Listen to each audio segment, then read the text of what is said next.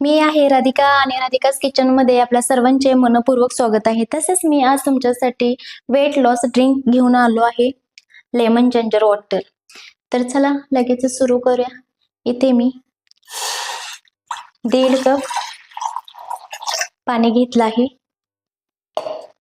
आणि इथे मी अर्धा इंच आलं घेतलं आहे आणि पूर्ण 1 लिंबू त्याचे स्लाइस करून घेतले आहे.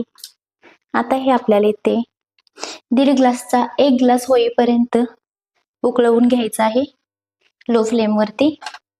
आता इथे आपण हे मिक्स करून घेऊ.